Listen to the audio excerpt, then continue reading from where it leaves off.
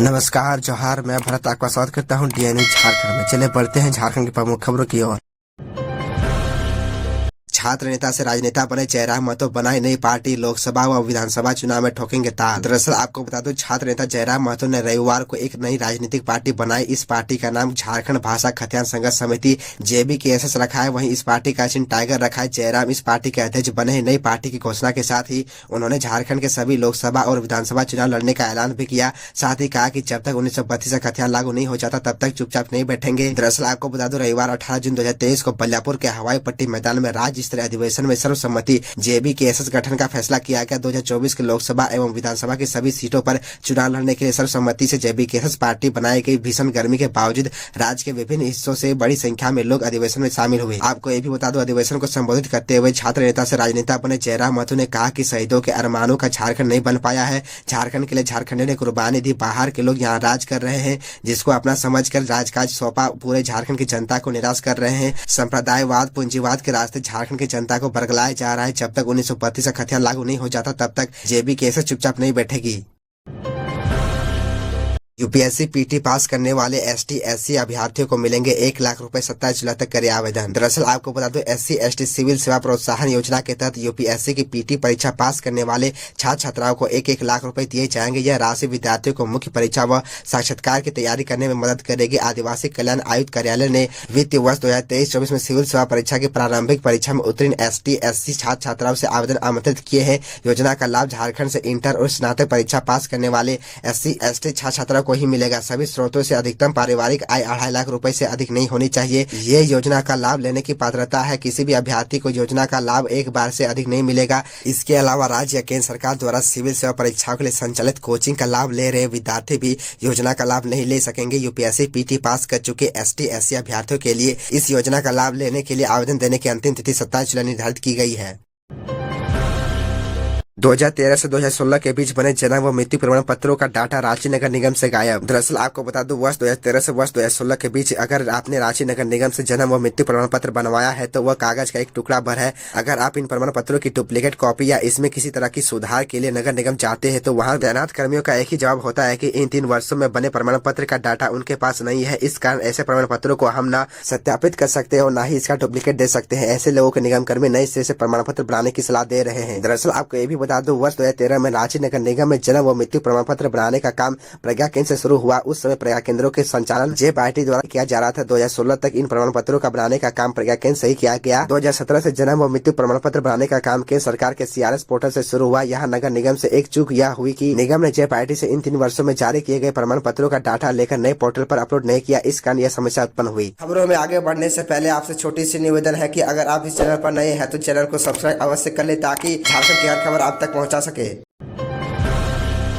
जामताड़ा जिले के 39 स्कूलों के शिक्षकों पर होगी कार्रवाई, जाने कारण। दरअसल आपको बता दूं, जामताड़ा जिले के शिक्षक यूडाइस पोर्टल पर UDISE child military field updation का डाटा अपलोड करने में रुचि नहीं ले रहे हैं। इससे शिक्षा विभाग का कार्य समय से पूरा नहीं हो पा रहा है। शिक्षा विभाग ने 39 से ज्यादा स्कूलों के प्रधानाध्यापकों को पत्र भेजकर 2 दिनों में डाटा पोर्टल पर अपलोड करने का निर्देश दिया गया था, लेकिन चेतावनी के बाद भी पूरा नहीं किया जा सका है। आपको ये भी बता दूं, जिला शिक्षा अधीक्षक दीपक राम ने ऐसे स्कूलों के प्रधानाध्यापकों को पत्र के माध्यम से कहा है कि ई विद्यावाहिनी पोर्टल पर UDISE child military field updation के लिए सभी को निर्देश दिया गया है। इस संबंध में कई बार प्रखंड कार्यालय एवं संकुल साधन सेवियों की ओर से सभी को इस कार्य को 9 मई 2023 तक पूर्ण करने का निर्देश दिया गया था, परंतु अभी तक पूर्ण नहीं किए गए हैं। यह अत्यंत ही खेदजनक है। DSC ने 2 दिनों के अंदर सभी को अपने अपने विद्यालय का यूडाइस का कार्य पूर्ण करने का निर्देश जारी किया है। दरअसल आपको ये भी बता दूं, DSC दीपक राम ने कहा कि सभी विद्यालयों का यूडाइस भरना है। इसके लिए काफी समय दिया गया। अब ऐसे स्कूलों को चिन्हित कर कार्रवाई की प्रक्रिया आरम्भ की जाएगी।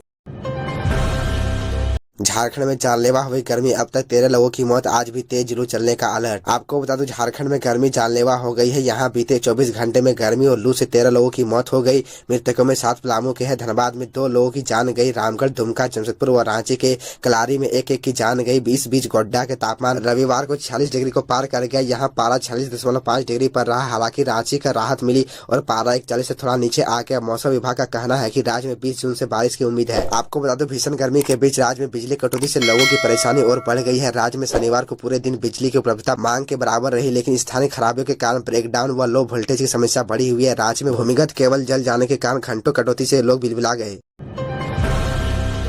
मुद्रा लोन के लिए आवेदन की प्रक्रिया हुई शुरू, छोटे छोटे व्यापारियों को मिलेगी मदद। आपको बता दूं, मुद्रा लोन के लिए आवेदन की प्रक्रिया आज से चैम्बर भवन में शुरू हो गई। मौके पर स्टेट बैंक ऑफ इंडिया के उच्च अधिकारी भी उपस्थित थे। आज 5 लोगों ने मुद्रा लोन के लिए आवेदन लिया, साथ ही कई लोगों ने आकर लोन की प्रक्रिया की जानकारी ली। चैम्बर के बैंकिंग उप समिति के चेयरमैन विनय छापड़िया ने बताया कि लोन लेने के इच्छुक लोग अपने प्रोजेक्ट रिपोर्ट व सभी जरूरी दस्तावेजों के साथ चैम्बर भवन में आवेदन जमा कर सकते हैं। बुधवार तक चैम्बर भवन से आवेदन फॉर्म दिया जाएगा। आवेदक को आवेदन फॉर्म के साथ जरूरी रूप से Aadhaar, PAN, photo, account statement, balance sheet, Udyog Aadhaar, rent agreement या म्युनिसिपल रिसिप्ट के अलावा अतिरिक्त दस्तावेज के रूप में पिछले 2 वर्ष का बैलेंस शीट, शैक्षणिक योग्यता, जिस मशीनरी को खरीदना है उसका कोटेशन देना आवश्यक है। दरअसल आपको बता दूं, चैम्बर द्वारा इस मेले के आयोजन किया जा रहा है। लोगों को आसानी से ऋण मुहैया हो सके, इसके लिए हम प्रतिबद्ध है। प्रथम चरण में बुधवार तक आवेदन फॉर्म चैम्बर से लिया जा सकता है। बुधवार तक प्राप्त होने वाले आवेदनों की स्क्रूटनी के साथ आवेदकों को लोन देने की प्रक्रिया शुरू की जाएगी। जरूरतमंदों से अपील है कि चैम्बर द्वारा दिए जा रही सुविधा का अधिकाधिक लाभ लें। 4 जुलाई को सौराय भवन में जेएमएम केंद्र समिति की होगी बैठक। आपको बता दूं, झारखंड मुक्ति मोर्चा केंद्र समिति की विस्तारित बैठक 4 जुलाई को हरमू स्थित सौराय भवन में बुलाई गई है। बैठक सुबह 10:30 बजे शुरू होगी। इसको लेकर पार्टी के विनोद कुमार पांडे ने सारे जिला अध्यक्षों व जिला सचिवों को पत्र जारी कर बैठक में अनिवार्य रूप से उपस्थित होने को कहा गया है। यह भी कहा गया कि बगैर सूचना के अनुपस्थित रहने पर अनुशासनहीनता मानी जाएगी। बैठक में 4 एजेंडों पर चर्चा होगी। इस तरह पिछली बैठक की कार्रवाई की समीक्षा की जाएगी। इसके अलावा पार्टी के 12वें केंद्रीय महाधिवेशन के बाद सदस्यता अभियान पर भी बातें होंगी। पार्टी के संगठनिक स्थिति पर भी चर्चा होगी। सरकार सरना धर्म कोड लागू करे, 2024 में भाजपा को वोट देंगे आदिवासी सालखन मुर्मू। आपको बता दूं, सरना धर्म कोड की मांग को लेकर आदिवासी सेंगल अभियान 30 जून को कोलकाता में जनसभा करने वाला है। सेंगल अभियान के प्रमुख सालखन मुर्मू ने बताया कि 2023 में भाजपा सरना धर्म कोड अगर लागू कर देगी तो 2024 में देश के आदिवासी भाजपा के पक्ष में अपना वोट देंगे। सालखन मुर्मू ने जमशेदपुर के कंधमाल स्थित अपने आवासीय कार्यालय में सरना धर्म कोड के विषय में चर्चा की और यह भी जानकारी दी। बता दें कि 15 जून को भी आदिवासी सेंगल अभियान ने भारत बंद बुलाया था। सालखन मुर्मू ने बताया कि आदिवासी प्रकृति के पुजारी है, वे मूर्ति पूजा नहीं करते। आदिवासी की पहचान प्रकृति से है, यह सभी जातीय धर्म से अलग है। आदिवासियों की पहचान सरना धर्म है, इसलिए इसकी मांग को लेकर आंदोलन किया जा रहा है। उन्होंने साफ तौर पर कहा है कि सरकार 2023 में सरना धर्म कोड लागू करे। सरना धर्म कोड लागू होने के बाद 2024 में देश भर के आदिवासी भाजपा के पक्ष में वोट देंगे।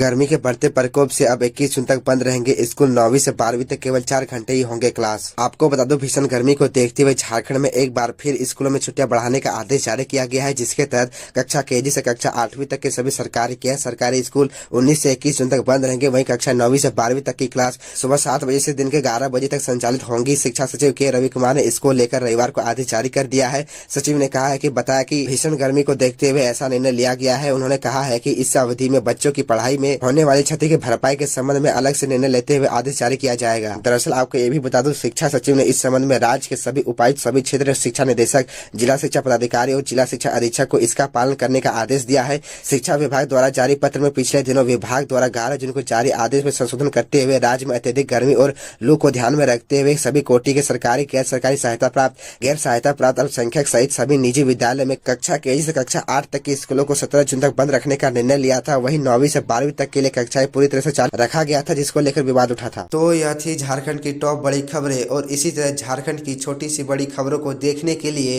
आप हमारे चैनल DN News झारखंड को सब्सक्राइब कर ले और बेल आइकन को प्रेस कर ले, जिससे आपको झारखंड की छोटी बड़ी खबरों के अपडेट आप तक पहुंचता रहे। तो आज के लिए इतना ही, हमें दीजिए इजाजत, फिर मिलते हैं आपसे अगले वीडियो में।